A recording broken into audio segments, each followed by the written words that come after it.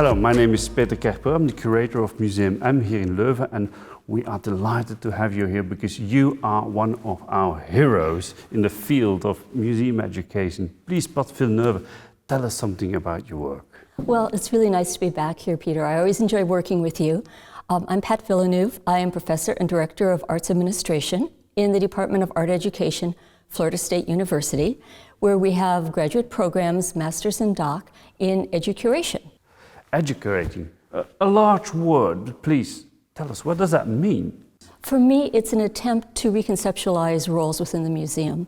I started my career as a museum educator, and it didn't take me long at all to recognize there's a museum hierarchy.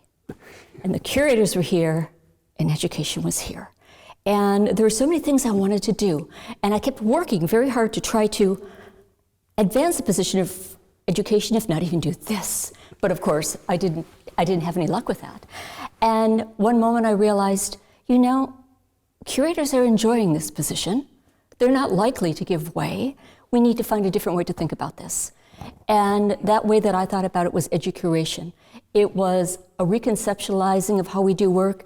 It's putting education, obviously, with curation to bring more people to the table, to have a say in the exhibition-making process. Okay, you know you are talking to a curator. Yes, and you know I am also a curator now. Ah, voilà, okay. So you know that there are a lot of similarities between the two functions or two roles, but also a few differences. And I've noticed that for a curator to deal with edu-curating and deal with other people around the table, like you say, it's a bit of a power struggle. Did you have an experience of that struggle for power?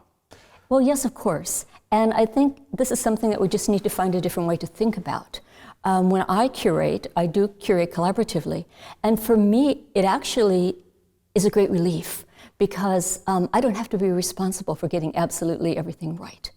And I very much appreciate hearing different perspectives. And I think that they enlarge the interpretation and give me different ways, challenge me to think about things in different ways. I understand that a traditionally trained curator may find it an adjustment, but it's something that I've fully embraced and I really enjoy. If you talk about that, if you talk about adjusting as the role of curator, if you want to really go full-fledged co-creative, you need to change not only the institute itself, but also the attitude of the public towards the institute. Yes, potentially. I think probably the bigger change is a cultural change within the organization itself, and it probably necessitates a structural change. I've certainly heard these questions for a long period of time. How do we make these changes? And one of the things I'm currently working on is a model for curation. It's called Dimensions of Curation. And what it does is it delineates 8 different approaches to curating. Okay. And some of them are edu-curation. Others are more traditional, like museums are comfortable with and different people are comfortable with. But I really feel that if we're going to be able to affect change in curation, we have to have a way to talk about it. Other than, you know, I like this, or this is the way we've always done it, or I don't like that. And so right now I'm working with my collaborator, Ann Rowson Love, on this, and we are trying to articulate it. And that's one of the reasons I'm here in Belgium. I'm on a Fullbright, and I'm working on the book. Well, if you say 8 different views or takes on curation, can you elaborate that a bit? Yes, it's built on a competing values model because there are so many competing values in museums. Like when we talk about interpretation, where do we focus? Do we focus on the object or do we focus on the audience? Those are competing values and different people have different ideas about that. Absolutely. Curatorial power, who's in charge? Is it the solitary curator or is it collaborative? Those are also competing values. And we've put those on continua to represent it's not just one or the other. There's a blended range of possibilities in between. And then we went 3D with curatorial intent. Why is the curator or why are the curators doing this? And when you combine this as a 3-dimensional model, you get 8 different approaches to curating, each of which will attract or disenfranchise certain audiences. And I think it's a very interesting model if we can use it intentionally. Because a lot of these curatorial decisions are made sometimes, I think, implicitly. Based on how things have always been done or based on the culture at the museum. And this gives us a way to start talking about that and thinking more deliberately about it. Well, as my experience as a curator, indeed, there's a lot of tradition involved. Absolutely. And the tradition is maintained also by the medium which a museum is. Also very practical approaches, very, very simple things like where do you put text? Do you put text? What kind of text do you put in your halls? To change that, it's a real re-education of the people working within the museum and the public. Yes, and it helps if they're willing. Absolutely, absolutely. Well, we tried we tried to bridge the gap between the educational department and the curational department, because indeed here in it was the same thing. And then we tried to shift it, and we've noticed that bringing the curators and educators together, that works marvelously. But if you say an 8-dimensional process or an 8-dimensional model, that means there are a lot of other possibilities we could use in museums. Yes, and we present the model as a way to think about curating. You could look retrospectively at exhibitions you've already done and try to identify where it fits in the model. But then you can also think about it in future terms. Okay, we find that we've been here in the model a lot, but maybe we want to be here. And then you can use this 3-dimensional model as a roadmap to make transitions to other approaches to curation. And is there a difference between an art museum and a history museum, a technological museum? I think there probably are. We developed this for art museums, but we've always looked at any other source that can inform what we're doing. And when we teach this model in our classes, we have students from many different disciplines, and we always say to them, this was made for an art museum. Where else can you see this working? And two of the answers we get most frequently are anthropology and history. But I think there are other possibilities as well. Okay, let's go for the art museum. Okay. How would you approach a museum like Ann in your model? Because I'm really fascinated. I want to learn something and rethink our museology. You could use it in lots of different ways. It would be possible, for instance, for a museum to say, this is the one specific type of exhibition we want to do, and always curate that. Or it's equally likely or probable that you could look at it and say, we do have different audiences who come here, and they have different interests and different needs. So let's make an exhibition program that's balanced, that has different types of approaches to exhibitions, so that anybody who comes can find something that they like. So it is possible to make the exhibition for the 100% of the audiences. I find that difficult personally. No. What I'm saying is, if you use different approaches from the model throughout the entire building, then the people who came in to your edu-curation attempt and said, "Ooh, we don't like it," there's something in another gallery that might be more traditional, that may be more to their liking. And what do you think about? Well, you have the museum as an institute. But what do you think about what the institute should do? A museum should have a purpose, don't you think? Well, I think so. And I'm going to give you an answer from the United States, where most art museums, most museums, are not profit organizations. And the intent of that is to serve the broad general public. But in the United States, it's a minority of people who go to museums. And so if we want to just think philosophically about the reason that museums exist in the United States, we need to do something more. I ask a question very specifically because I think that the idea of edu-curating, it's a skill, literally, that can be used in a large, broader area of our society. Because everybody's curating these days. I mean, it's true. Your Instagram feed or whatever, your Pinterest page, whatever, that's also the act of curating. So if you give the idea of edu-curating to your visitor, that might empower them to master the art of curating. That's very sweat, but they can master the art of creating themselves and be more independent, Right. let's say. Understand more of what it entails. Yeah. And feel more ownership in their learning. Yes, and be also, how should I say, more independent from influences by the visual. So I think that one might be one of the reasons of existence of museums.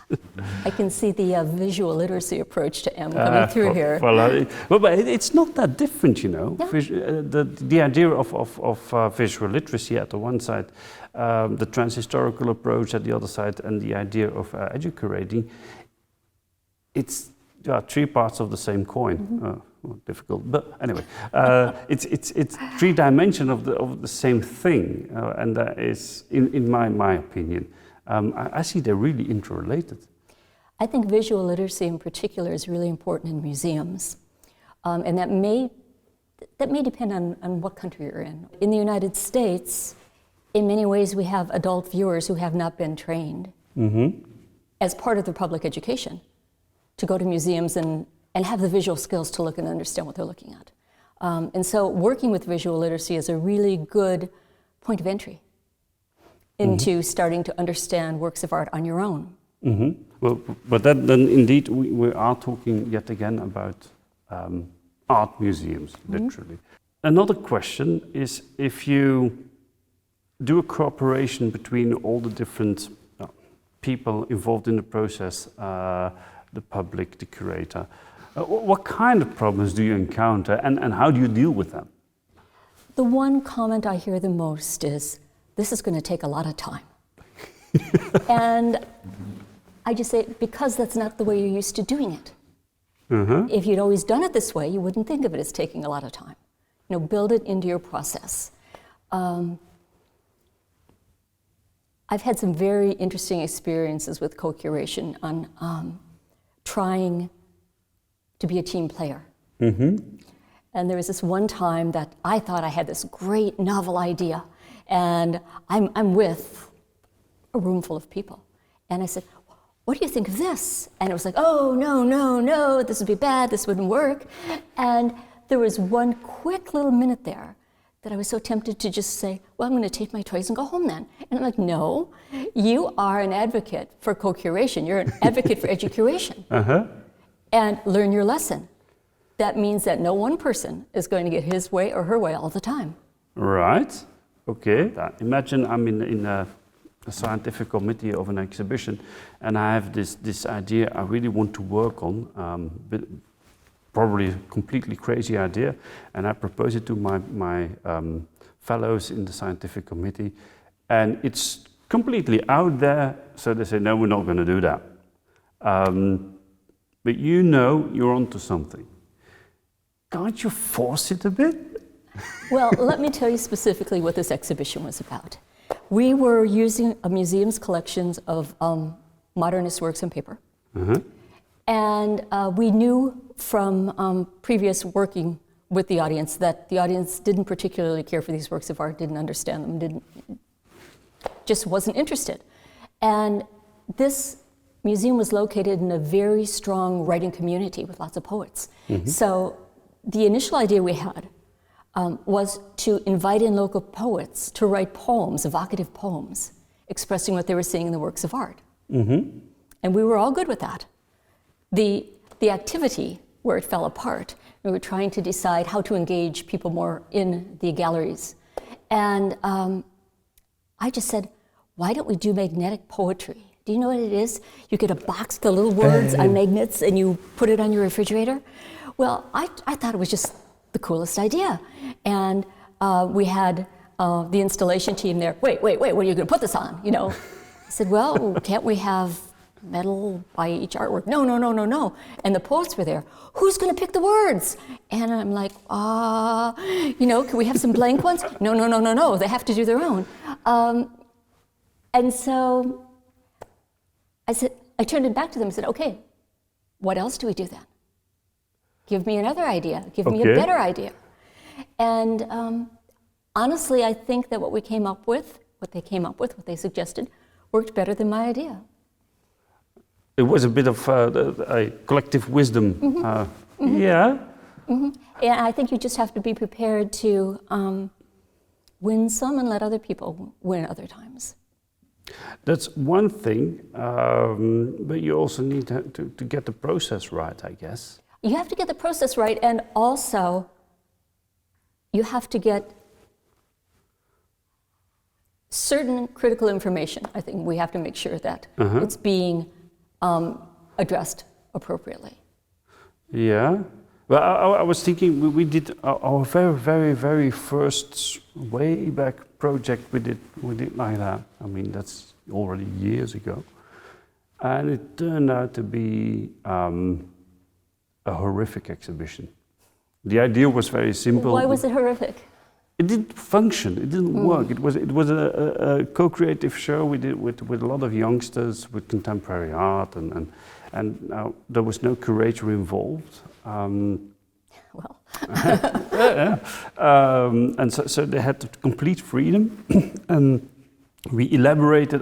We produced what they told us to do, and so we did the show, and well, it didn't function, not in a spatial sense, not in a visual sense. So, you still have in the team you still have people with their own know-how, with the métier, like they say in France, of how to do things. So you still, in the process, you have to open up for everybody's ideas, but also be respectful for everybody's know-how. If the production team says, well, we're not going to do that, okay, then the story's over. No, I agree with you. But what did you learn from the process, and did you try again? Oh yeah, we learned a lot. It was a horrible show, so it was a magnificent experiment.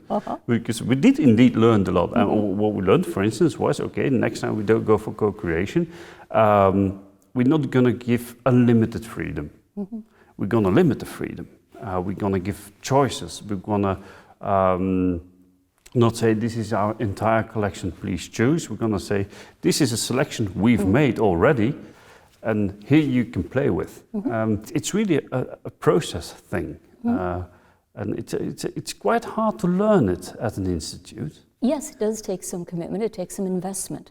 But let me also counter by saying that there are some traditional exhibitions that have been quite horrific, or have not functioned as well.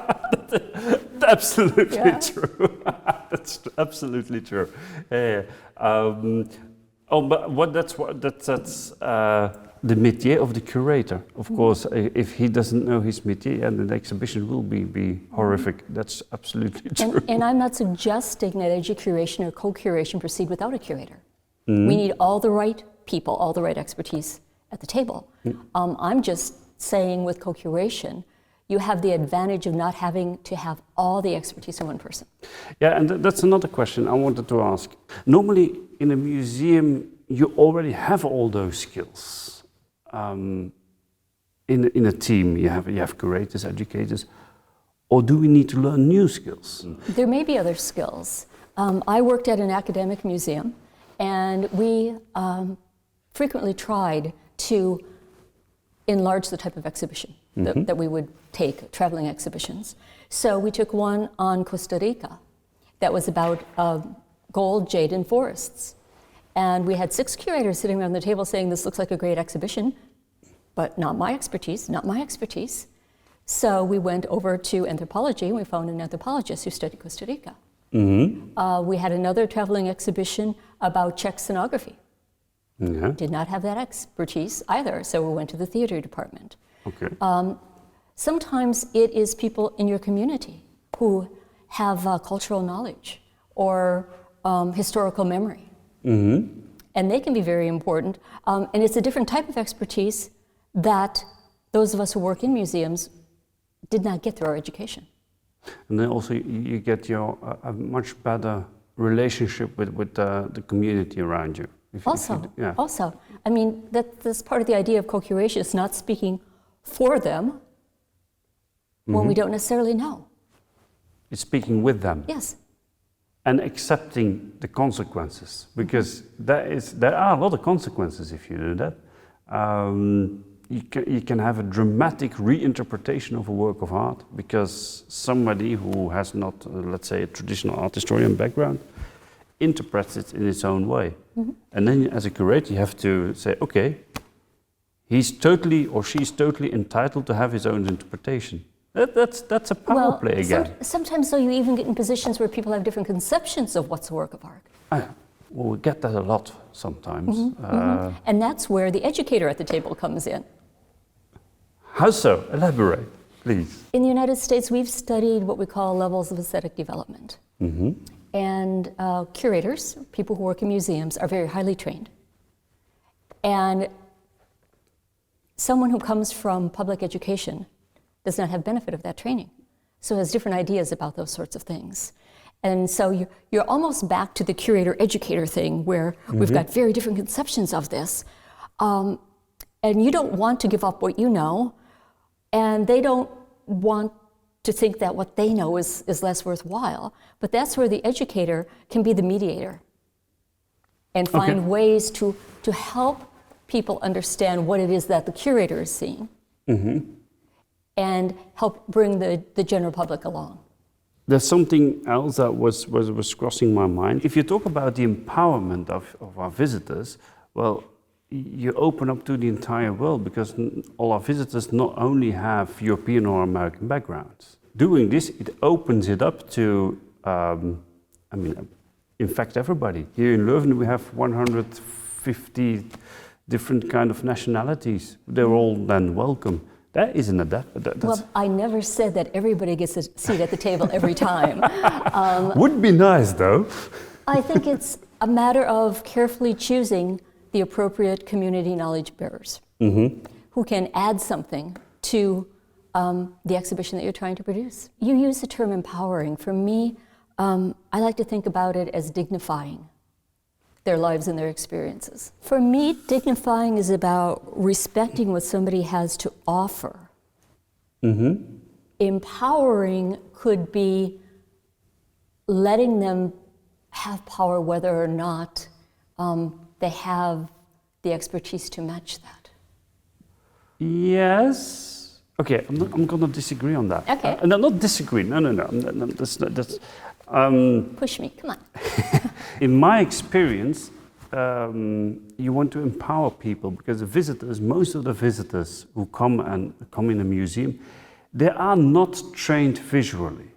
They are not emancipated. They don't dare to give their own meaning to an artwork. Especially for the visual and art, everybody has this expertise. So I think empowering and dignifying, if you can push people to really go to a museum and do the work themselves, that's also respecting them for what they think an artwork can mean, no? Okay, I think that everybody, whether they recognize it or not, whether we recognize it or not, has a level of aesthetic development. And they're going to respond to that based on that if they don't have other information. So someone might look at this and say, that looks pretty real, that's good. Yeah. And that is a specific level of aesthetic development. And that person is going to be, without additional mediation, is going to be hard to see it in a different way. Okay.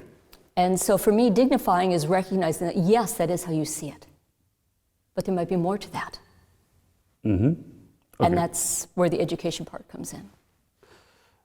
One final question, if I may. It's quite a classic question, but anyway. What's your ideal museum / what's your ideal museum visitor? Oh, how much time do we have?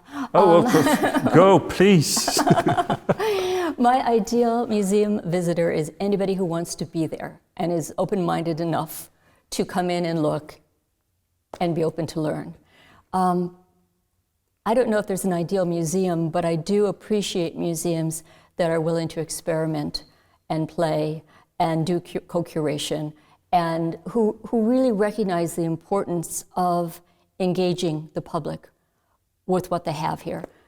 Otherwise, you could be an archive, not even open the doors. So an ideal museum for you is in fact a place to experiment. An ideal museum for me is like a public forum. Where multiple people can go, multiple people can engage in different ways, and where the museum is willing to openly share what it has. I think that your model is going to be a very useful tool for a lot of museums to achieve that goal. I hope so.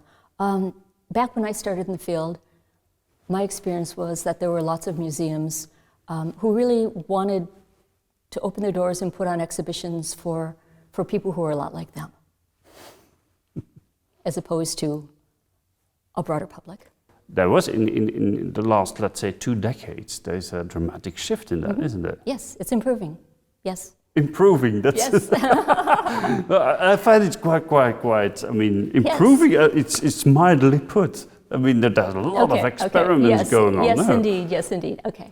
It's going to be interesting because I want to learn more about your model, and I want to see whether we can implement it. Have you thought about the practical implications to implement your model in museums? For instance, the museum educators on the floor, how are you going to educate them in your model? Is it only for curators and high-level educators, also the people in the galleries that talk to people, the guardians in the halls, these kind of people, they should also have a part in that? Oh, I agree completely. There are a couple places in the United States where I co-curated exhibitions, and we actually worked with the floor staff, with the volunteers, with the educators, talking to them very deliberately about what the intent was, and then asking them, how does that change your role? How does that change your responsibilities in the galleries? And they were able to see, oh, I'm not trying to convey knowledge at this point. I'm a facilitator. So those things really are all possible. I've been working with this, well, first edu-curation and this for, over between 5 and 10 years. You have to think rather thoroughly and deliberately about it. You have to be open to failures. And, you learn from your failures and keep going if you're committed to the idea. Okay. Well, I'm going to look forward in order to see how we can implement your model in our museum here in Leuven. But it was marvelous to talk to you. It's very instructive, and I hope we can continue the discussion for still a long time, because I really want to learn from you. I hope so. I always enjoy talking with you, Peter, and I will be here through the rest of the year. Okay, marvelous. Thank you very much.